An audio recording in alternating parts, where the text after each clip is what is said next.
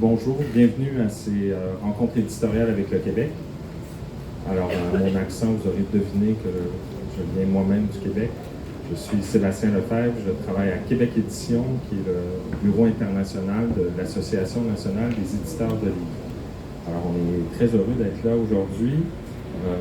J'ai de très beaux invités avec moi, je vais vous présenter dans un instant. Donc, je voudrais remercier le ministère de la Jeunesse, de la Culture et des Communications du Royaume pour l'organisation de ce salon et pour son accueil très chaleureux envers la délégation du Québec. Nous sommes au stand C34 pour y voir une offre de livres du Québec et du Canada francophone. J'aurai l'occasion plus tard de parler de la délégation d'auteurs qui sera là cette semaine au salon et en marge du salon dans différents événements. Il y a déjà un événement qui prend place ce soir en Casablanca. Alors, je voudrais remercier aussi Madame Latifa Moftakir de la direction du livre du ministère de la Culture, sans qui cette présence du Québec et puis cette organisation du salon, ces journées professionnelles n'aurait pas été possible. Je veux remercier M. Alain Olivier, qui est le directeur du bureau du Québec à Rabat. Le Québec possède différentes représentations diplomatiques dans le monde. Et puis en 2018, le gouvernement du Québec a créé, donc Alain a eu la stimulante tâche d'ouvrir et de créer de toutes pièces un bureau du Québec au Maroc, ici même à Rabat.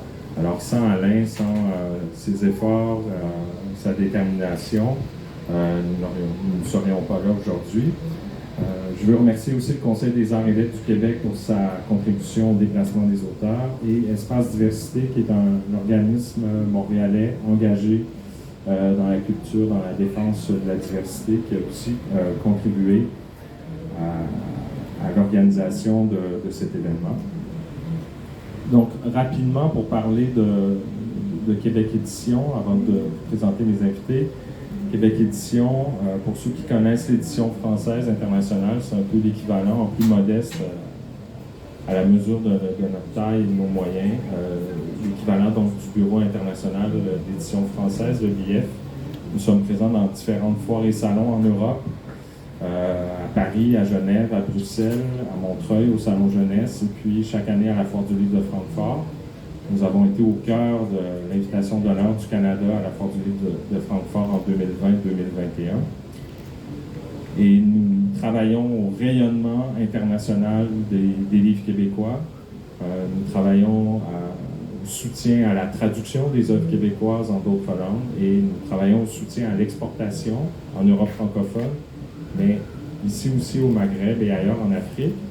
Alors, je suis entouré de ma collègue Gabrielle Maisonneuve de l'Association nationale des éditeurs de livres qui va vous parler de notre projet d'exportation dans un instant. Lara Mainville, qui est la directrice générale des presses de l'Université d'Ottawa. Patrick Poirier, directeur général des presses de l'Université de Montréal. Monsieur Abdou Atkin, qui est propriétaire de la librairie Préface à Casablanca et de CDPL, la centrale de diffusion et de promotion du livre. Voilà. Alors, merci à vous quatre d'être là. Gabrielle, peut-être que tu peux dire quelques mots sur notre projet d'exportation en Afrique et les différents éléments qu'on a mis en place.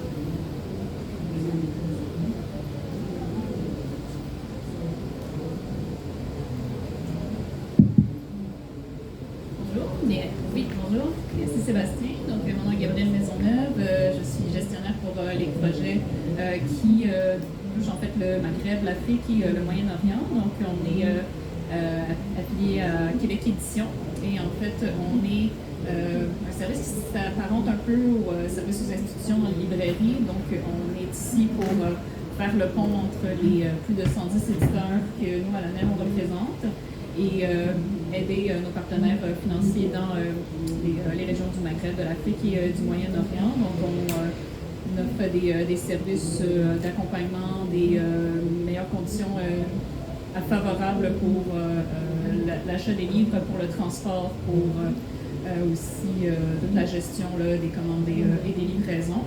Et je suis aussi ici pour parler de notre tout nouveau catalogue que plusieurs d'entre vous ont la chance d'avoir. Si jamais vous n'avez pas pu avoir notre catalogue et vous intéresse, on en a d'autres à notre kiosque C34 si vous voulez passer nous voir. Donc, ce catalogue a vraiment été réalisé avec les éditeurs québécois et franco-canadiens qui, en fait, offre un aperçu de l'offre que les éditeurs ont à vous offrir. Donc, on a vraiment tous les types d'éditions, éditions jeunesse, universitaires, livres professionnels, livres scolaires. Donc, tout ça, c'est vraiment un aperçu. C'était fait avec 30 de nos éditeurs, mais encore une fois, comme je dis, on en compte plus de 110. Donc, on vous encourage fortement à regarder leur catalogue ou à les consulter, parce qu'un de nos services qu'on offre aussi à nos partenaires, c'est des listes de suggestions d'éditeurs ou d'auteurs, de titres selon les besoins. Donc, si vous êtes plus intéressé à en savoir, vous pouvez nous visiter notre site web, consulter notre catalogue. Merci, Gabrielle. Alors, je passe la parole à Lara Mainville. Lara, si tu nous parlais des presses de l'Université d'Ottawa, mais aussi tes impressions de cette première visite au ciel, n'est-ce pas? Alors, bonjour tout le monde, merci. Tout d'abord, merci du chaleureux accueil. C'est vraiment formidable. C'est ma première fois au Maroc et ce ne sera certainement pas ma dernière. Vraiment, c'est un coup de cœur. Les presses de l'Université d'Ottawa, en fait, ce sont des presses universitaires bilingues, ce qui reflète le mandat de notre université. Donc, nous publions une trentaine de livres chaque année, en français ou en anglais, donc un total d'une trentaine de livres. Principalement des ouvrages en sciences humaines et en droit, en politique, en littérature, en éducation, etc. Et en sociologie et en histoire, principalement dans ces domaines-là. Et nous avons une bonne... qu'est-ce que j'allais dire? Nous avons une bonne collection d'ouvrages en libre accès, donc une centaine d'ouvrages en libre accès présentement. Donc pour nous, ce que ça signifie, c'est que les PDF de ces ouvrages-là sont disponibles gratuitement pour principalement des ouvrages savants. Alors voilà, nous pourrons poursuivre. Alors maintenant, Patrick Poirier, des presses de l'Université de Montréal, qui est un habitué maintenant du Maroc, Patrick, hein? Habitué de Casablanca, donc première visite à Rabat. Si tu nous parlais des PUM, comme on dit chez nous. Oui, non, je suis revenu encore cette année avec grand plaisir. Moi aussi, ça a été un coup de cœur, mais il y a plusieurs années, il y a 4 ans.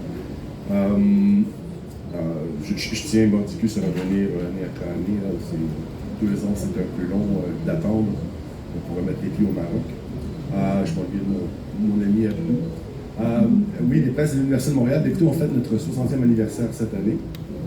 Donc, on a été créé en 1962. On a un catalogue assez vaste, plus de 900 titres, tout près de 1000. On a quelques ouvrages aussi en libre accès, mais en moins grande quantité qu'aux presses de l'Université d'Ottawa. Mais enfin, on cherche à accroître aussi notre offre de ce côté. Notre catalogue est diversifié. On a plusieurs collections, essentiellement en arts, lettres, sciences humaines. On fait évidemment beaucoup d'ouvrages aussi en sciences politiques. On a une collection en médecine. Ce sont des livres qui sont évidemment destinés aux étudiants en médecine comme tels. Mais je vous dirais que notre grande force, ce sont les sciences humaines et sociales. Ce sont d'ailleurs la plupart de ces livres-là qui se retrouvent sur les rayons de la librairie Préface chaque année. Et voilà, on espère diffuser le plus possible les travaux de nos chercheurs, de nos auteurs, d'autant que certains d'entre eux sont marocains et publient chez nous.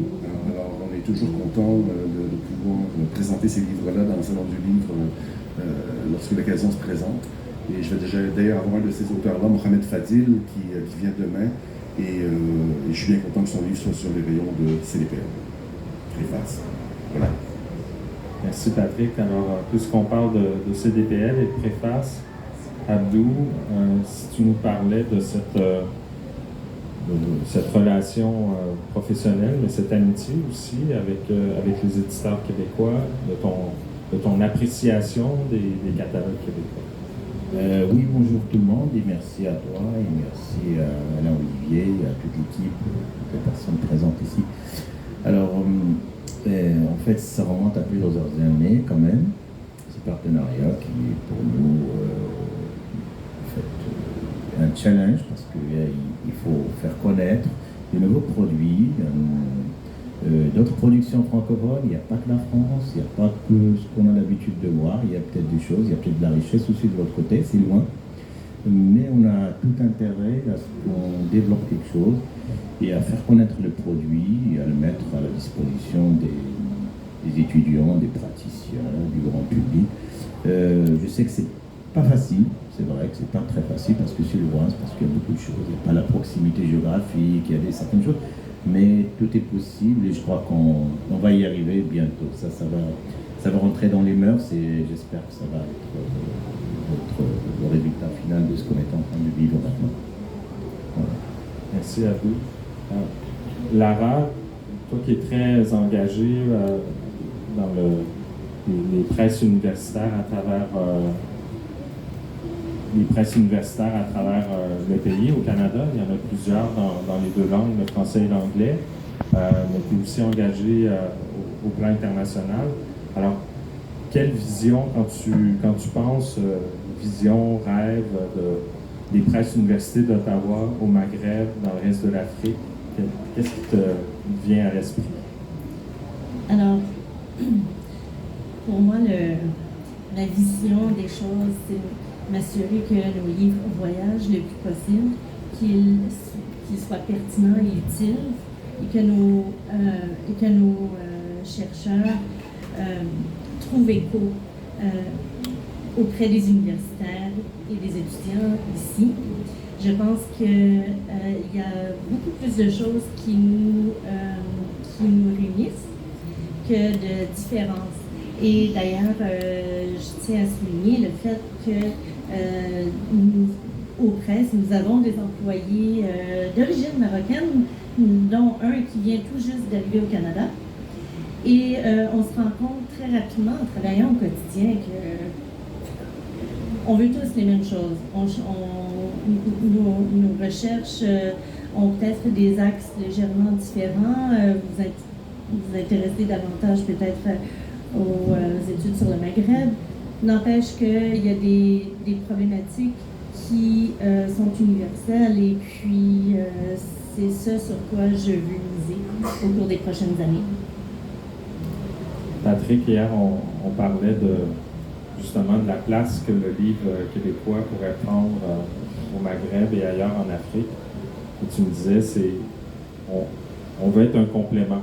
On veut apporter notre pierre à l'édifice. On n'est pas dans une dynamique de conquête, d'hégémonie, pas du tout. Hein. Non, ben c'est ça. Ça me semblait important comme réflexion. Ça, mais c'était toujours là, c'était toujours lavé, et c'était toujours un impensé, mais qui agissait. Ce que je veux dire par là, c'est que notre visée au Maroc, c'est pas de submerger le marché avec nos livres, c'est pas d'enfouir ou d'enterrer ou de prendre la place des éditeurs marocains ou des éditeurs maghrébins. Nous, on est là pour, dans le fond, s'il y a des manques, on est là pour combler les manques. Alors, de toute façon, en sciences humaines et sociales, c'est pas une question de remplacer, c'est une question d'offrir une perspective différente. C'est une diversité de points de vue, surtout dans ces champs de recherche-là. Alors, de ce côté-là, moi, ça me semblait vraiment important qu'il y ait quand même cette conscience-là de ne pas chercher à venir avec nos gros sabots dans les plates-bandes du Maroc ou du Maghreb, mais plutôt d'être là comme complément, comme partenaire, et de voir si, dans le fond, ce qu'on a à offrir pouvait intéresser les lecteurs et les lectrices au Maroc principalement. Mais oui, c'est très important. Et on fait beaucoup de travail avec Abdou justement pour voir à ce que le livre soit accessible, soit à portée de main des lecteurs aussi. Donc, ça aussi, ça me semblait une composante qui était vraiment très importante parce que, évidemment, nos marchés ne sont pas les mêmes, il y a des prérogatives qui sont différentes, mais c'est important de pouvoir rendre le livre disponible à un plus grand nombre possible. C'est ce que les chercheurs veulent, ils veulent être lus, ils veulent voyager, ils veulent être reconnus à l'international et ils veulent aider aussi, ils veulent participer à la réflexion qu'on retrouve dans différents pays. C'est un peu ça.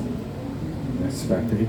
Il faut savoir que le marché du livre au Québec est le deuxième marché en importance dans le monde de langue française.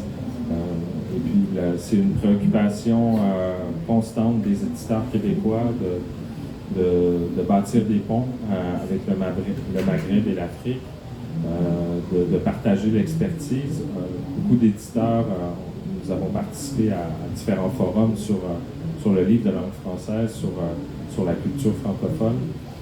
Et il y a toujours ce respect, cette admiration même pour les succès qu'ont les éditeurs québécois en France et en Belgique, par exemple. Et donc, c'est vraiment une préoccupation chez nos membres de partager cette expertise et puis d'échanger cette perspective d'échange culturel. Mais il y a aussi, effectivement, un complément, un ajout à apporter. Et Abdou, pour toi, le livre québécois se compare sans complexe à ce qui... Tu disais tout à l'heure, il y a autre chose, il faut s'ouvrir.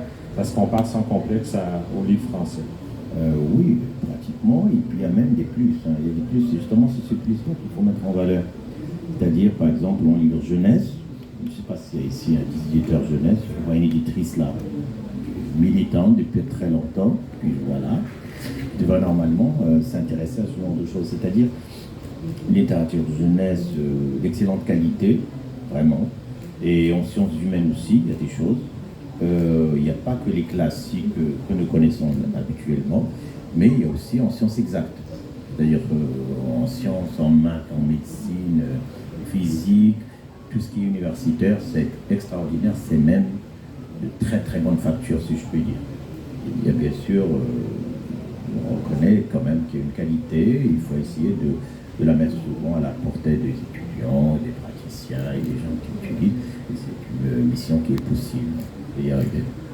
Oui, et puis c'est une réflexion qu'on a, ça fait partie d'un processus où déjà Gabriel en a parlé, mais on essaie d'accompagner nos partenaires commerciaux, mais aussi les institutions qui souhaitent acquérir des livres québécois et franco-canadiens. Québec Édition et l'ANEL sont là pour accompagner de manière logistique, mais aussi de manière financière, pour travailler sur les prix, pour travailler sur les conditions de transport. On est très conscient que et d'être ici, sur place, pour Gabriel et moi, de faire le tour du salon, de rencontrer des lecteurs, des professionnels. On voit que l'enjeu du transport, des prix, l'enjeu de notre présence, c'est un chantier, mais c'est un beau chantier. Et il y a de l'intérêt, on le voit avec Patrick et Lara, il y a de l'intérêt, il y a de la détermination pour que vraiment on bâtisse de véritables ponts par-dessus l'Atlantique. Un cliché souvent employé, mais dans ce cas-ci, il fonctionne bien. Gabriel, justement, quand on parle d'accompagnement, à la fin de notre catalogue, on a une charte pour les professionnels pour pouvoir se retrouver entre le système scolaire québécois et le système scolaire français. Oui, tout à fait. On a l'équivalence parce qu'on a les différents niveaux comparatifs avec le système français pour justement nos éditeurs scolaires, parce que des fois, on a à se retrouver avec les niveaux du Québec vers ceux du territoire au Maghreb et en Afrique et au Moyen-Orient. Et c'est aussi des choses qu'on adapte aussi notre catalogue selon les différents salons où on est. Donc, il y a une charte à la fin là, si vous voulez faire les comparatifs. Oui, vous pouvez trouver sur au stand de Québec Édition, là, au C34, beaucoup d'ouvrages aussi de formation professionnelle et technique, qui est un secteur très développé au Québec. Donc, évidemment, qui dit secteur développé dans l'éducation, dit livres, documentation, de référence pour suivre ses études. Il y a aussi une offre de livres jeunesse. Les éditeurs jeunesse, chaque année, sont récompensés d'une manière ou d'une autre à la Foire du livre de Bologne, la Foire. Alors, je vous invite vraiment à découvrir. Je pense que ce serait le moment de prendre des questions, des commentaires dans la salle. Ça me ferait plaisir d'échanger avec vous, n'est-ce pas?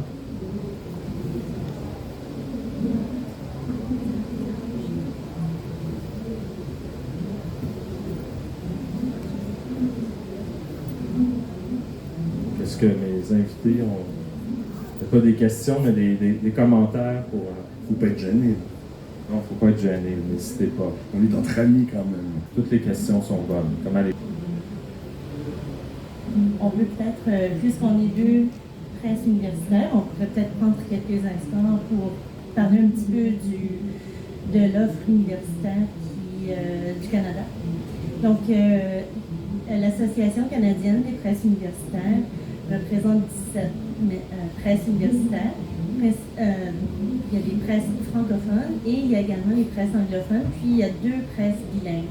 Nous, Ottawa, et puis les presses de l'Université Concordia, qui sont une nouvelle et très jeune presse universitaire. Nous deux, on fait partie des presses qui fonctionnent beaucoup, bien, qui produisons beaucoup. Mais il y en a 3 qui sont 3 grandes presses universitaires anglophones. Également, si jamais ça vous intéresse. On n'est pas obligé de parler des presses anglophones quand même. On n'est pas obligé, non. Et voilà.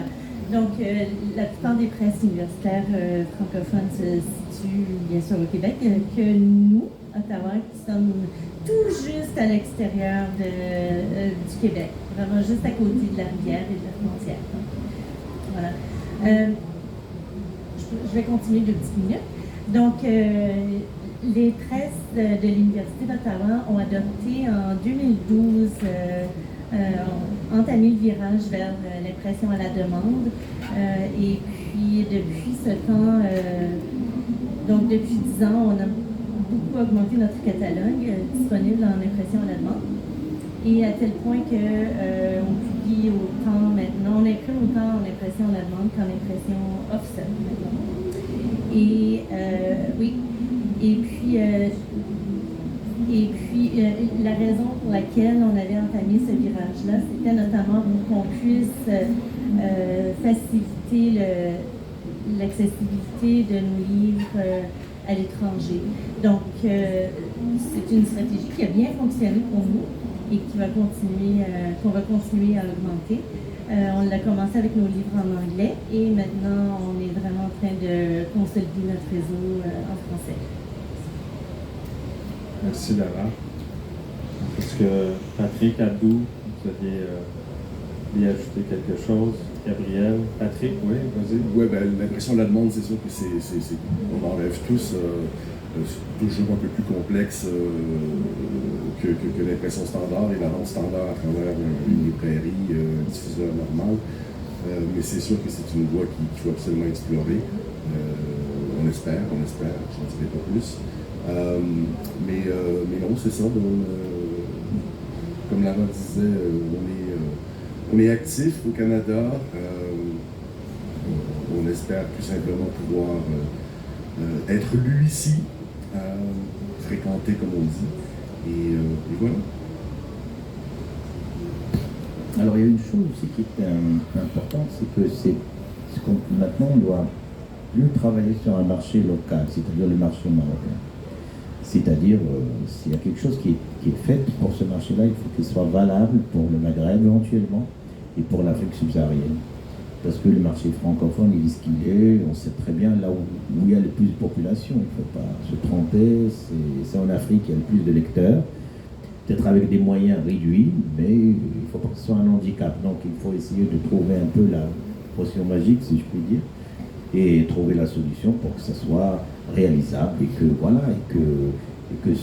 cette production éditoriale qui est fort respectable, que ce soit en ressources humaines, littérature, sciences exactes, tout, qu'il ait sa place, la place qui lui revient. Je crois qu'il est temps maintenant qu'on y arrive.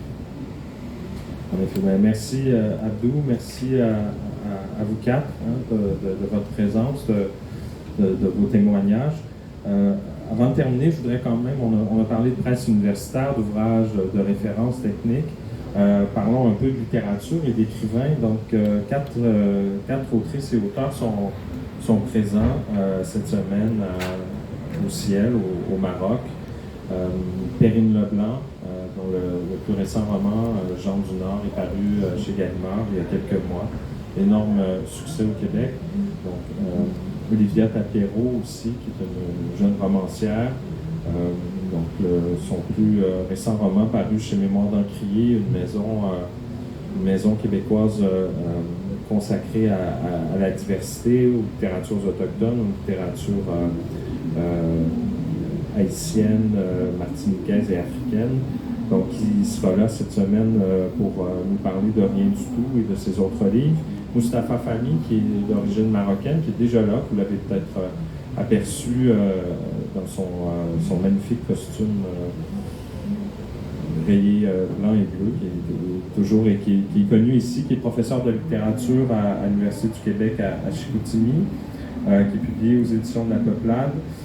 Soufiane Chakouche, qui vit à Toronto, qui vit dans le Canada anglophone, mais il y a des communautés francophones en dehors du Québec, et qui est publié aux éditions David, qui est un éditeur franco-canadien basé à Ottawa, comme les presses de l'Université d'Ottawa. Donc, on a notre programme ici que je vous invite à prendre, à consulter.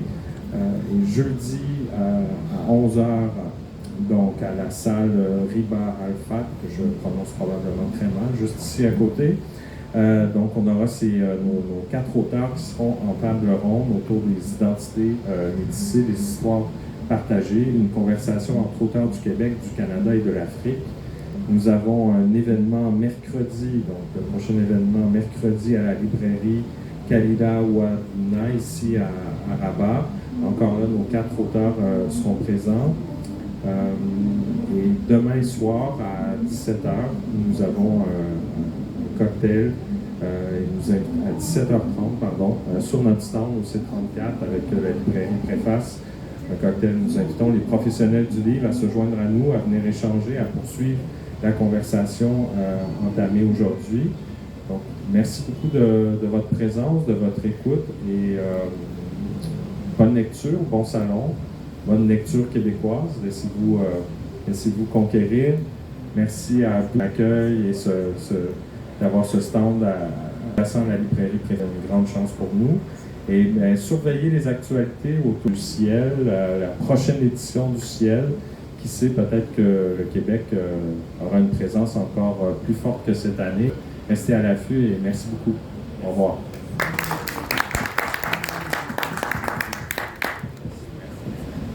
Pardon, moi j'aimerais bien poser une question.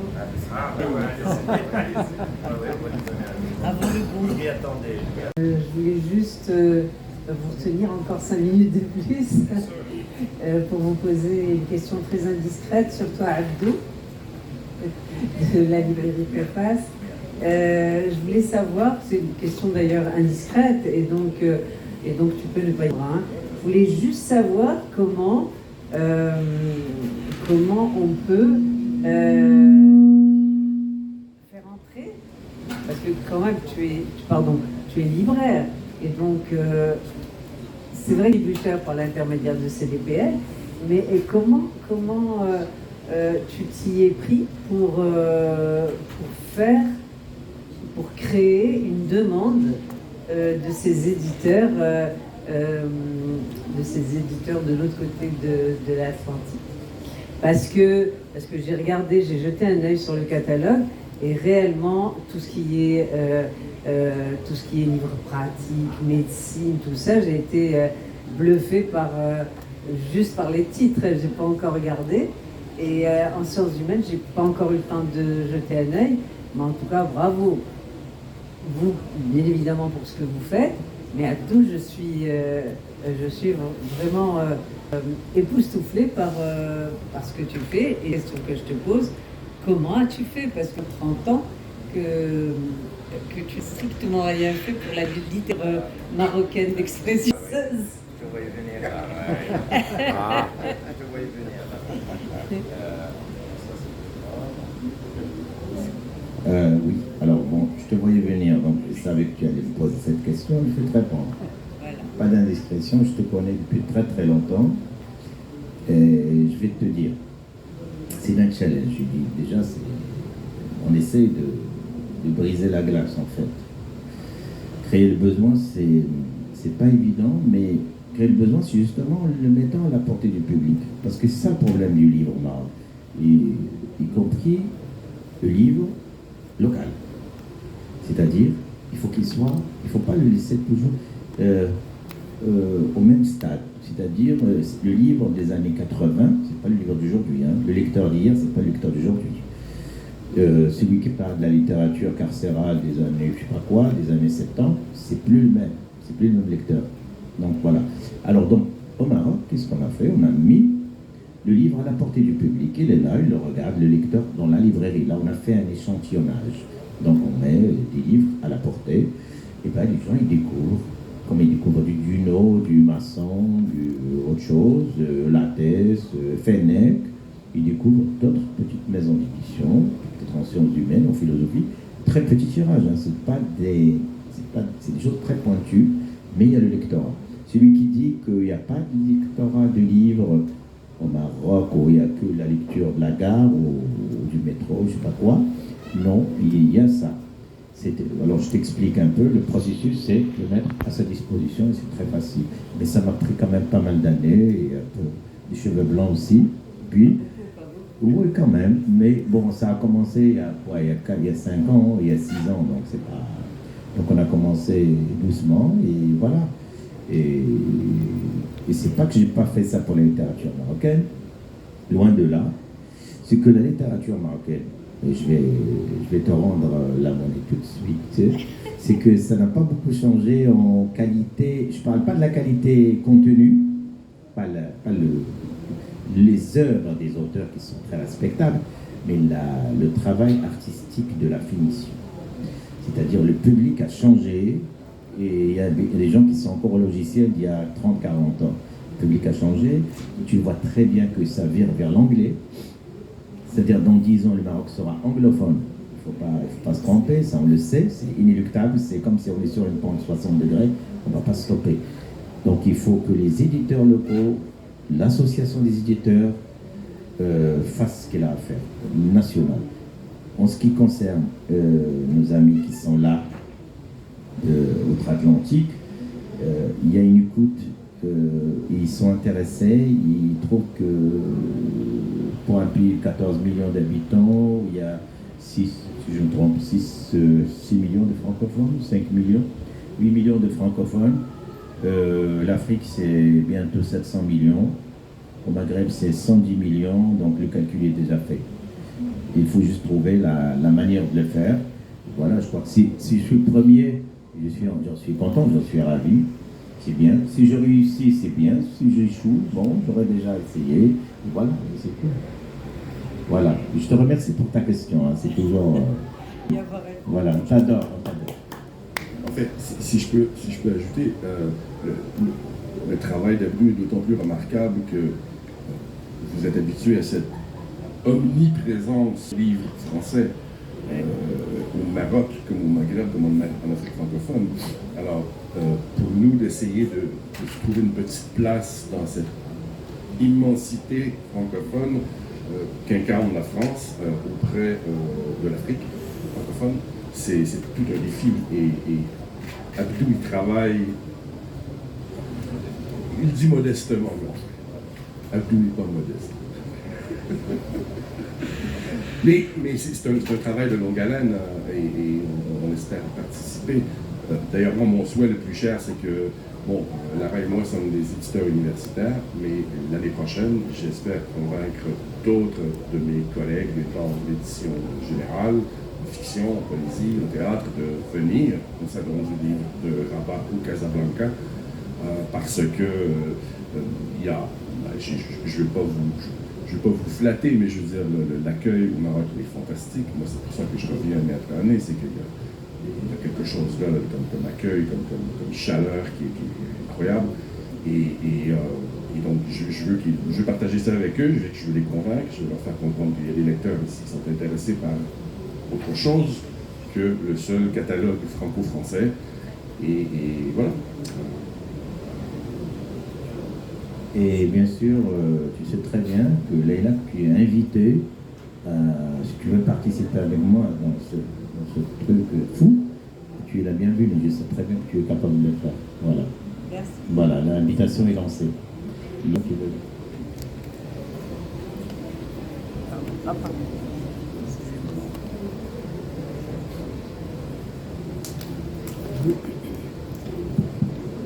Oui, je voulais tout simplement poser la question, est-ce qu'il y a un lectorat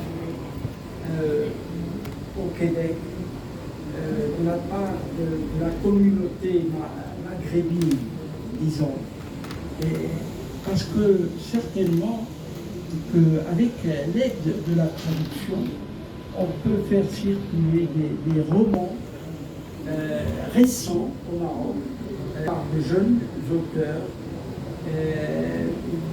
et qui peuvent être traduits sur place, parce que la traduction coûte moins cher au Maroc par rapport au Canada. Et donc, ce serait une sorte de promotion auprès de la communauté marocaine, ou maghrébine, ou africaine en général, sur des thématiques très importantes aujourd'hui au Maroc. Je veux citer un auteur qui s'appelle Farid Laroumi. C'est un auteur qui écrit en français, en hollandais. Il est professeur en Hollande et il a écrit des romans avec des thématiques marocaines. Et donc c'est un exemple. Mais malheureusement, il écrit en français. Mais les jeunes auteurs de la littérature marocaine écrivent en arabe. Et c'est sérieux, disons. L'idée est de l'exploiter, de pulser, pour quelque sorte, pour que la communauté des Maghrébins puisse être au courant de ce qui se passe dans leur pays d'origine, je veux dire. Voilà, c'est ce que je voulais dire. Merci. Merci pour votre question. Je vais y répondre. Ça me permettra aussi de parler davantage du marché québécois, de la réalité du marché québécois. D'abord, le marché québécois, on vit avec les Français aussi au Québec. Donc, la part du livre français dans l'écosystème, dans la chaîne du livre au Québec, elle est très importante. Elle est importante lorsqu'on entre dans une librairie pour l'offre de livres, mais la France est aussi présente. Le groupe Madrigal possède la plus grande structure de distribution au Québec. Donc, Gallimard a une diffusion, Gallimard diffuse d'ailleurs des éditeurs québécois, dont les Presses de l'Université de Montréal. Donc, il y a toute une offre. Beaucoup des auteurs marocains, francophones ou arabes, beaucoup des auteurs qui écrivent en arabe sont traduits en France et nous arrivent au Québec par les voies de la traduction, par les voies de l'édition française. Quelquefois de l'édition québécoise.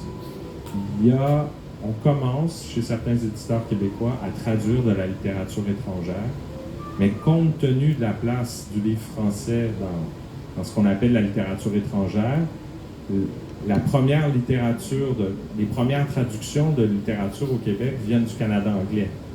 Donc, il y a cet échange entre les deux langues officielles au Canada. Donc, les éditeurs québécois sont des passeurs de la littérature du Canada anglais pour le Québec, mais aussi pour la France. Donc, il y a cet enjeu où, lorsqu'on parle de traduction, de vente de droits, en littérature, s'entend, les éditeurs québécois sont d'abord des vendeurs de droits. Ils réussissent de mieux en mieux.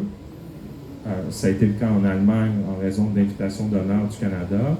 C'est le cas en Espagne, dans d'autres territoires, selon...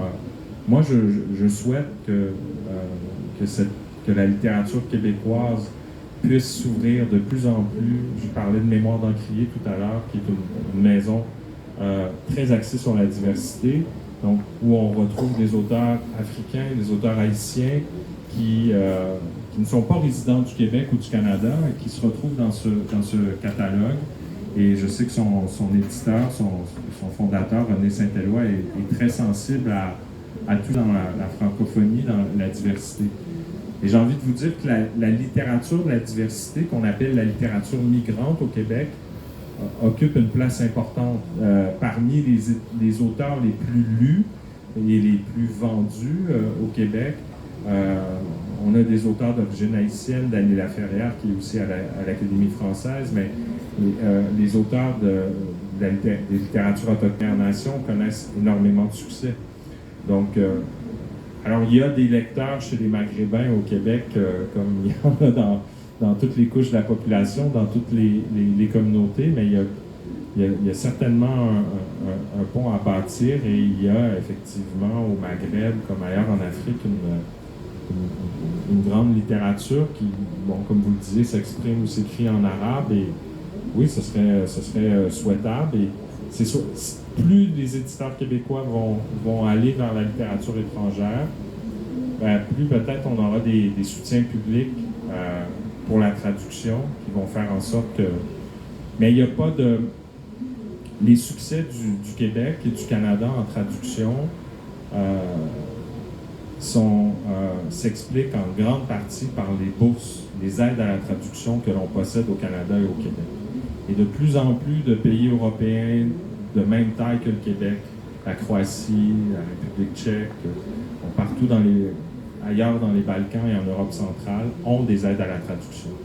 Alors quand vous êtes un éditeur allemand et que vous avez 5 coups de cœur devant vous, si un ou deux de ces coups de cœur ont des aides à la traduction généreuses, votre cœur va suivre votre portefeuille. Donc ça, c'est indispensable. Les aides à la traduction ont permis 120 nouvelles traductions en allemand pour l'invitation de livres québécois ou franco-canadiens, et j'exclus les anglophones. Donc ça passe par... et ça fait partie aussi des échanges, puis comme Patrick, on veut que plus d'éditeurs québécois viennent, et qu'à la prochaine rencontre professionnelle, au prochain ciel, peut-être qu'on pourra parler de ces aspects-là, comment les éditeurs québécois ont percé en partie en Europe francophone ou réussissent la vente de droits, de manière à ce que les éditeurs marocains ou ailleurs au Maghreb puissent s'en inspirer. Ce matin, il y avait une présentation autour de la labellisation des librairies. Et on a fait l'éloge de la loi 51 du modèle québécois. Ça nous fait toujours plaisir parce que on est des acteurs du livre, mais on est des acteurs très, très actifs, pour le dire comme ça, et on défendre la culture, défendre le rayonnement, on ne peut pas prendre de repos. Alors on comprend très bien la situation des éditeurs marocains et des éditeurs africains. Donc dans ces questions-là de littérature, on vient vraiment en ami, en allié, à l'écoute de ce qui se fait ici.